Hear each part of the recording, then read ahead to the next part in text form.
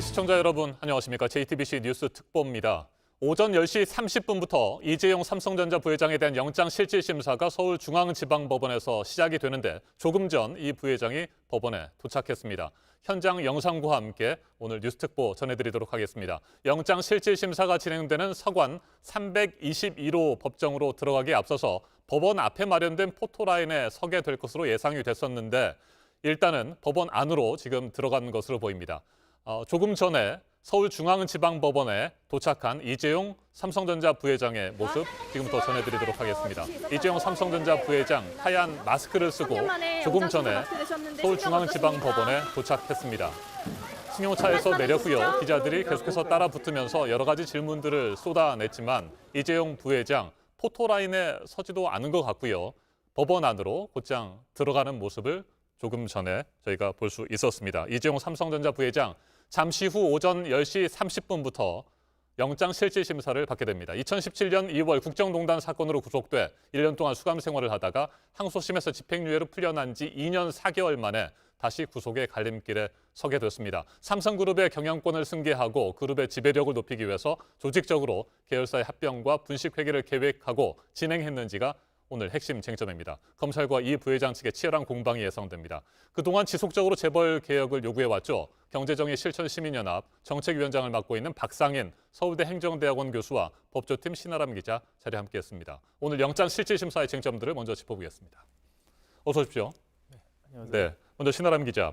당초 이재용 부회장 10시 10분쯤에나 도착할 것이다. 검찰에서 먼저 검찰 수사관들을 만나고 걸어서 서울중앙지방법원으로 이동할 것이다. 그러면 10시 10분쯤이나 도착할 것이다. 이렇게 예상이 됐었는데 예상보다 빨리 도착을 했군요. 네, 예상보다 일찍 네. 도착했습니다. 10시에 출발을 하는 걸로 파악되고 있었는데요.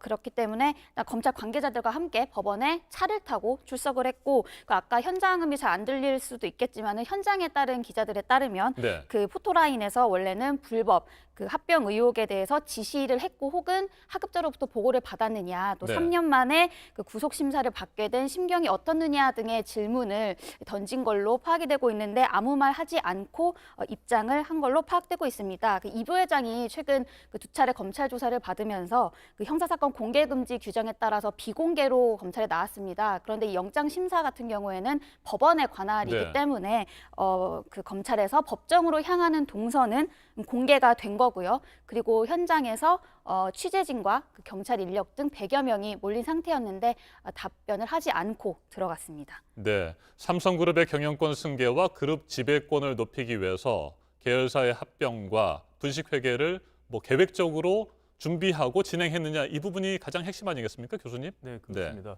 네, 이재용 부회장이 받고 있는 혐의는 사실 자본시장과 시장 경제 근본을 흔드는 아주 엄정한 범죄 행위입니다. 네. 혐의입니다.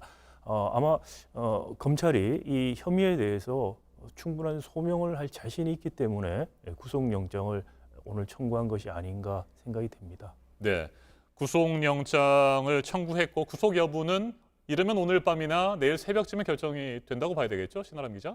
그렇습니다. 그런데 이 결과 자체는 네. 굉장히 늦게 나올 걸로 보여집니다. 왜냐하면 수사 기록 자체가 20만 쪽이 넘는 걸로 알려지고 있고 또 이재용 부회장의 영장 청구서 자체가 150페이지가 네. 정도로 굉장히 분량이 많다. 그래서 또 신문 자체도 검찰과 변호인단에 둘 다 그 프레젠테이션을 준비한 걸로 파악되고 있습니다. 그래서 검찰 측에서 먼저 설명을 하고 그리고 변호인단에 또 반박이 이어질 거기 때문에 신문 자체가 시간이 오래 걸릴 것이고 신문 네. 자체가 오후 늦게 끝날 걸로 보이고요. 그리고 또 그 영장 전담 판사가 관련 기록들을 또 검토하고 신문 내용을 또 따져야 하는 시간까지 고려를 해야 하기 때문에 또 이재용 부회장 말고도 또 김종중 네. 그 미전실 실장, 전략팀장입니다. 전략팀장, 네, 팀장입니다. 그리고 또 최지성 전 실장도 같이 영장 심사를 받기 때문에 이 3명에 대한 판단을 다 내리려면 굉장히 오랜 시간이 걸릴 걸로 보입니다. 네, 검찰이 이번에 구속영장을 청구하면서 어떤 혐의들을 적용했는지 먼저 좀 간단히 살펴볼까요?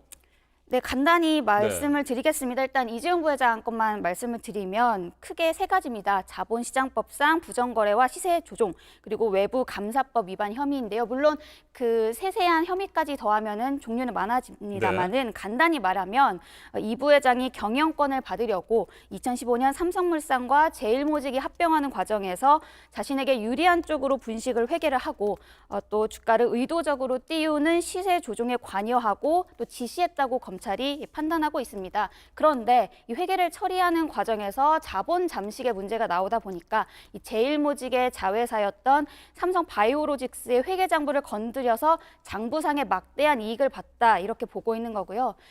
이 앞서서 그 국정농단 특검을 네. 살펴봐야 되는데 이 앞서 국정농단 특검이 수사기간이 70일 정도로 한정돼 있다 보니까 이 회계 문제건까지 다 짚어볼 여유가 없었습니다. 그런데 그 이후에 2018년 11월에 금융위원회 증권선물위원회가 삼성바이오의 2015년 회계를 검찰에 고발을 하면서 수사가 시작이 된 거고요.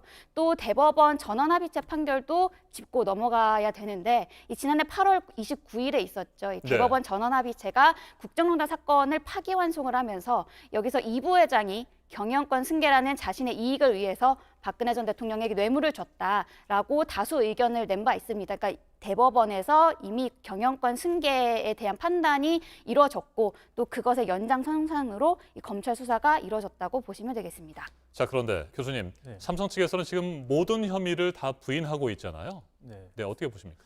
네, 아마 지금 말씀드린 것처럼 혐의가 굉장히 중대한 혐의입니다. 현행법으로 법정 형량 자체가 굉장히 높은 중대 범죄입니다. 그렇기 때문에 검찰에서 1년, 제가 알기로 한 8개월 정도 많은 압수수색을 통해서 증거를 굉장히 모았었고요.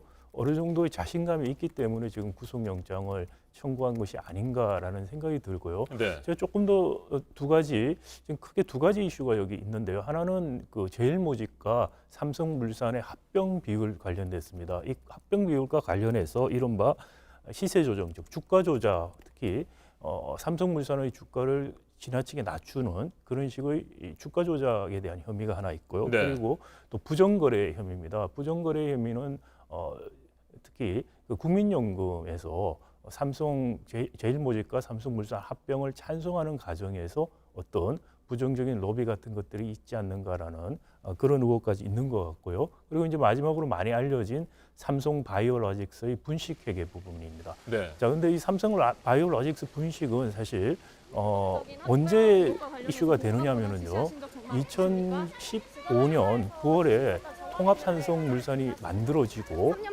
그 당시만 하더라도 삼성 에피스라는 삼성 바이오로직스의 자회사가 이른바 종속회사 50%의 지분을 가지고 이상의 지분으로 네. 실질적으로 지배하는 회사로 분류를 해서 회계보고를 했습니다. 그런데 삼성 바이오로직스가 상장을 앞두고 2015년 그해 말에 회계를 다시 보고할 때 에피스를 종속회사에서 관계회사로 바꿉니다. 관계회사라고 하는 것은 지배력이 없어진 회사라는 의미인데요. 그렇게 되면 어떤 문제가 생기냐면은 종속회사가 유지가 되었더라면은 그 당시에 삼성 에피스가 갖고 있었던 이른바 콜옵션이라는 게 있어요. 그걸 네. 이제 부채 처리를 해야 되는데 그 부채 처리를 하지 않기 위해서 관계회사로 바뀌었다는 게 지금 분식회계의 가장 큰 혐의점이고요. 네. 거기에 대해서도 좀 더 구체적인 그 증거들을 검찰이 이번 수사를 통해서 확보한 것이 아닌가 그런 생각이 듭니다. 알겠습니다. 그래서 4조 5천억 원의 장부상 이익을 남겼다 이런 것 아니겠습니까? 네, 그렇죠. 네. 콜옵션을 부채 처리를 하지 않음으로 인해서 그 정도 이익이 생겼고요. 그래서 사실 삼성 바이오로직스가 그렇게 콜옵션을 부채 처리하는 식으로 회계 처리를 했더라면 사실 상장 요건을 그 당시에 충족을 시키지를 못하게 됩니다. 그렇기 때문에 증선위에서 상장 폐지에 대한 심사를 하기 위해서 일시적으로 거래 중지를 시킨 일이 2016년에 일어났었던 것이죠. 네, 이재용 삼성전자 부회장 잠시 후 10시 30분부터 서울중앙지방법원에서 영장 실질심사를 받을 예정입니다. 당초 들리는 얘기로는 한 10시 10분쯤에 서울중앙지방법원에 도착할 것이다 이렇게 얘기가 됐었는데 당초 예정보다 빨리 10시 2분 안팎에 법원에 도착하는 모습을 저희가 볼 수 있었습니다. 저희가 도착하는 현장 화면을 다시 한번 보내드리도록 하겠습니다. 기자들이 질문을 하는데 전혀 답변을 하지 않고 법원 안으로 들어가는 모습이었습니다. 현장 영상, 현장 소리와 함께 같이 다시 보시겠습니다.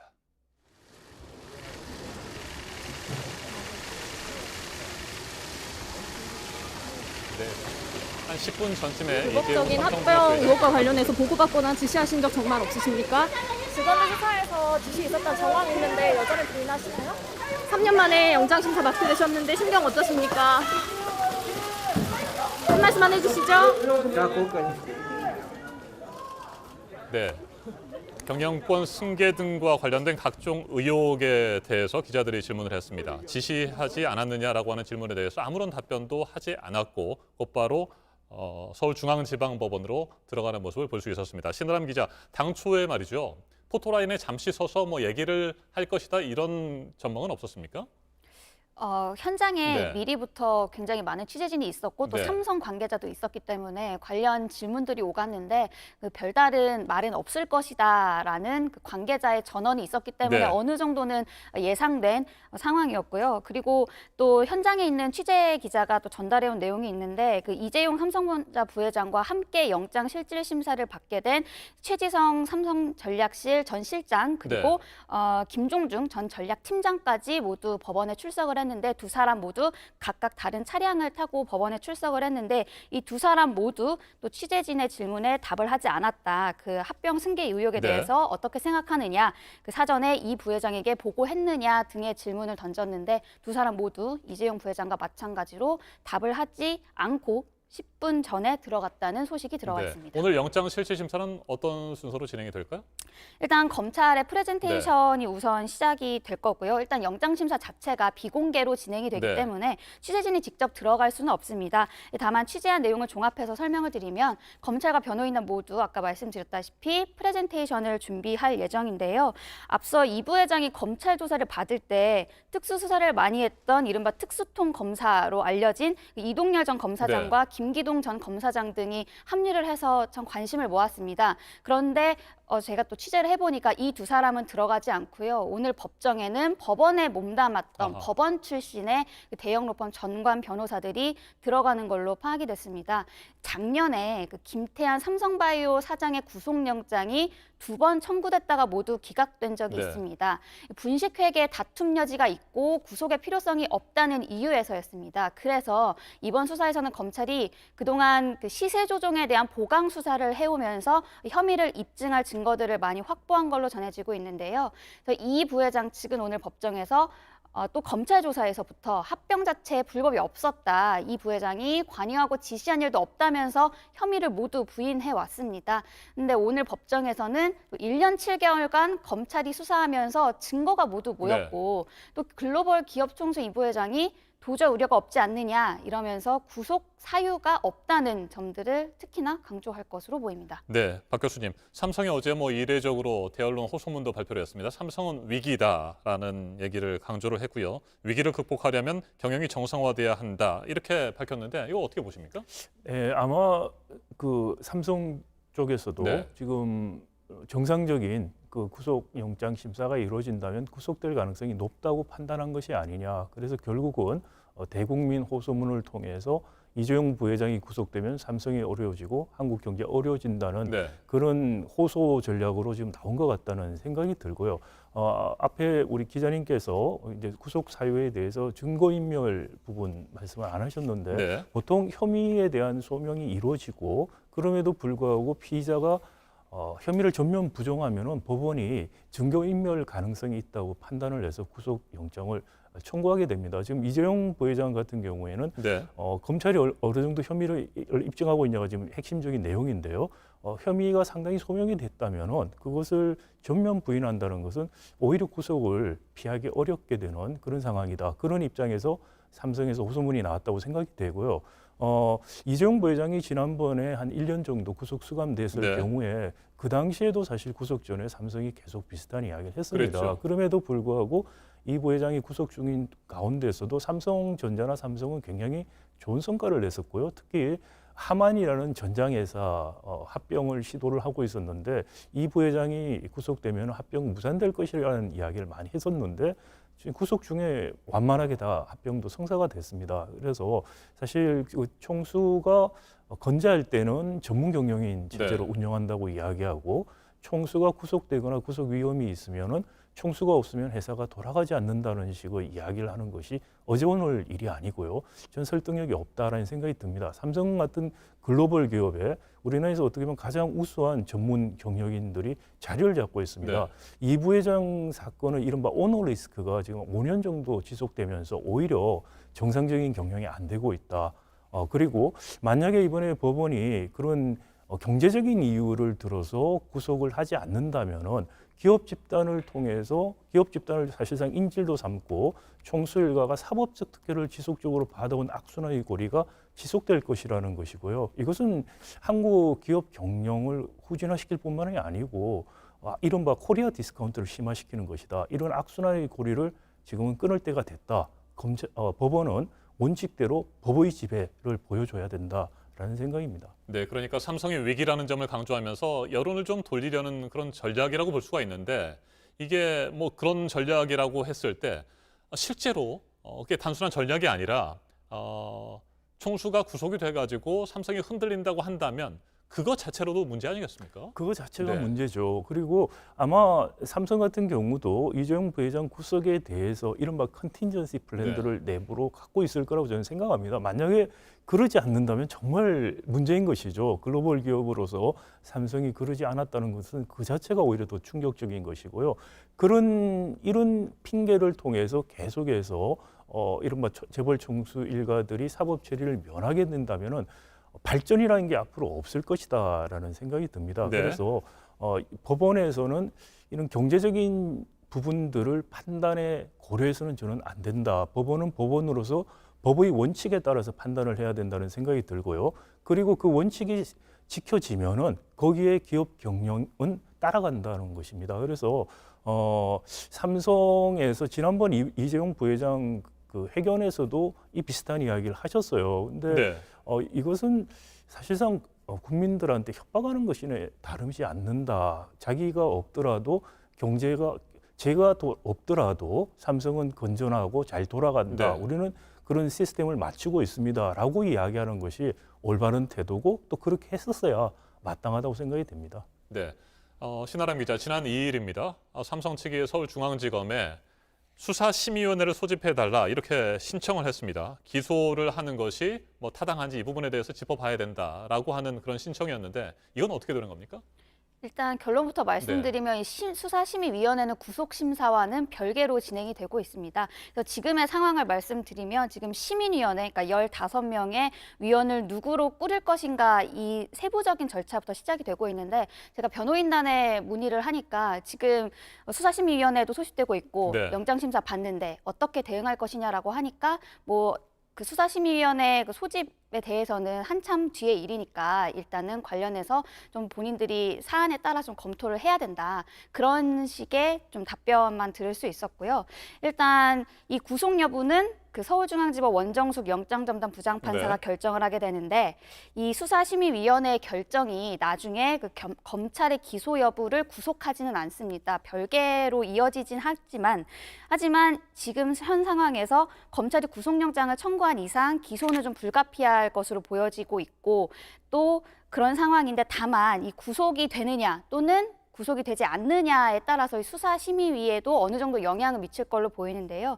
설명드리면 이 부회장이 구속되면 법원에서 어느 정도 혐의를 인정했다는 첫 번째 판단이 나오는 셈이니까 네. 수사심의위원회에서 향후 기소 여부가 타당한지를 논의하는 것 자체가 좀 힘을 잃을 수가 있습니다. 하지만 영장이 만일 기각된다면 무리한 영장 청구가 아니었냐라는 비판, 또 기소가 타당하냐, 또 이렇게 지적할 근거가 만들어진다고는 봐야 된다고 보겠습니다. 네. 네. 오늘 법원이 어떤 결정을 내릴지 지켜봐야 될 것 같습니다. 두 분 말씀 여기까지 듣겠습니다. 수고하셨습니다. 네, 감사합니다. 네. 이재용 삼성전자 부회장의 영장 실질 심사는 앞으로 8분쯤 뒤인 10시 30분부터 시작됩니다. 삼성 측이 모든 혐의를 부인하고 있는 가운데 2015년 삼성물산과 제일모직의 합병 당시 삼성 측의 주가 방어가 이 부회장의 경영권 승계와 그룹 지배권을 높이기 위한 것이었는지, 그리고 시세 조종과 분식 회계 등에 이재용 부회장이 직접 관여했는지를 검찰이 어느 정도나 입증할지 주목됩니다. 구속 여부는 이르면 오늘 밤이나 내일 새벽에 나올 것으로 보입니다. 이상으로 JTBC 뉴스 특보 모두 마치겠습니다. 시청해주신 여러분 고맙습니다.